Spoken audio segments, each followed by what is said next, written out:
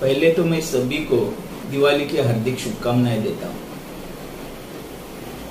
ये दिवाली सबको अच्छी जाए, क्योंकि पिछले साल अगर देखा तो कोरोना की वजह से बिल्कुल भी दिवाली मनाई नहीं गई।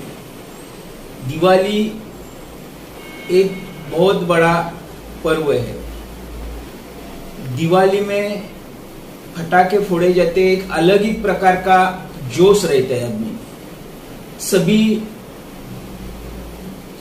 सभी लोग एक दूसरे से मिलते हैं। दिवाली एक दिन का त्योहार नहीं, दिवाली 4-5 दिन का त्योहार है। सभी अलग अलग प्रकार के, उसमें एक भावबीज करके दिवाली में ये रहती। भावबीज का एक अलग ही महत्व है। भावबीज में बहन भाई के एक अटूट पवित्र रिश्ते की पहचान उसमें दिखाई देती है।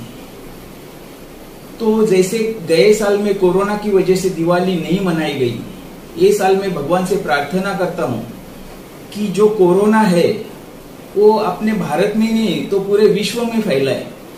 तो वो कोरोना से सबको मुक्ति दे दो और फिर आगे से जिंदगी एक अच्छी तरह से जी जाए।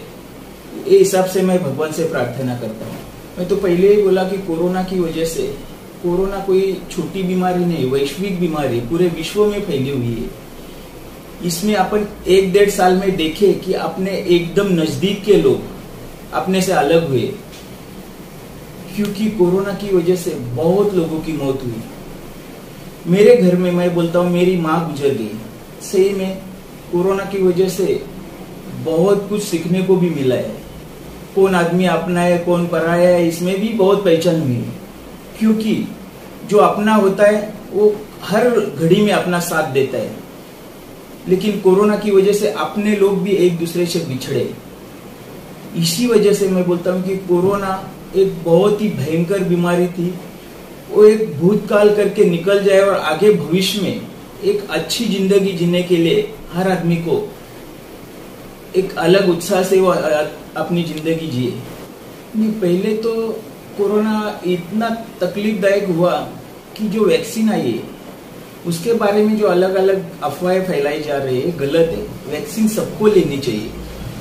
अगर अपने को अपनी जिंदगी, अपने परिवार की जिंदगी बचाना है तो 100% सबको वैक्सीन लेनी ही चाहिए, क्योंकि वैक्सीन के बिना तो ये संभव नहीं है। आज अपन देख रहे कि इंडिया में मामूली बात नहीं है, और ये खाली मोदी साहब की वजह से हुए।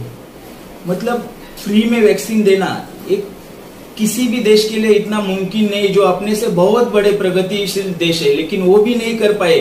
वो काम मोदी जी के सरकार ने किया है। सही में उनको धन्यवाद देना चाहिए। पार्टी कौन सी भी रहे, लेकिन जो काम अच्छा करते उनको धन्यवाद देना हमारा कर्तव्य बनता है। अभी जैसे कोरोना की तरह ऐसे वैश्विक बीमारी से बहुत कुछ नुकसान होता है, पूरे देश का होता है। वो कोई पर्सनल किसी का नहीं होता, लेकिन पूरे देश का नुकसान होता है। इसमें किसी सरकार को दोष देना बहुत गलत है। मोदी जी की जो नीति है वो अपने देश को प्रगति पथ पर लेके जा रही है। सही में आज अगर इंडिया का नाम देखो तो पूरे दुनिया में उसका डंका बज रहा है, और ये सब मोदी जी की वजह से ही हुआ है। बोलने वाले तो अनेक तरह के रहते हैं, लेकिन फिर भी जो काम करने वाला रहता है तभी तो उनको 300+ सीटें मिली। दूसरी बात, लोग कुछ भी बोले लेकिन वो करते, उसका वो ये प्रमाण है मतलब, और आगे भी वो करते रहेंगे।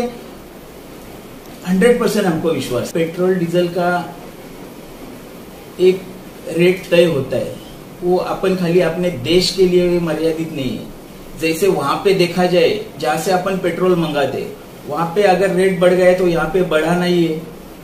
फिर भी ये पेट्रोल डीजल का रेट बढ़ गए, उसकी वजह से महंगाई तो बढ़ गई, क्योंकि ट्रांसपोर्टेशन का हर एक खर्चा बढ़ गया। तो इसके लिए भी मोदी जी सोचेंगे, ऐसे हम आशा करते हैं।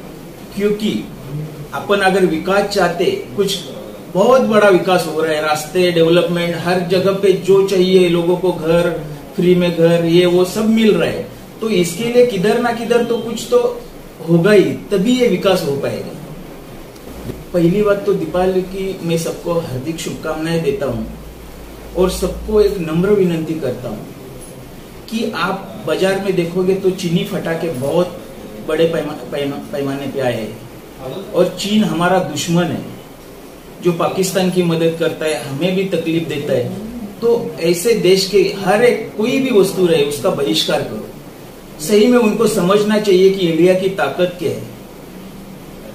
आर्मी वाले तो जवान सीमा पे लड़ते ही, लेकिन हमारा भी कुछ कर्तव्य बनता है कि हम उसको सपोर्ट करें। और ये चीनी माल पे बहिष्कार करके एक प्रकार का हम उनको सपोर्ट ही कर रहे।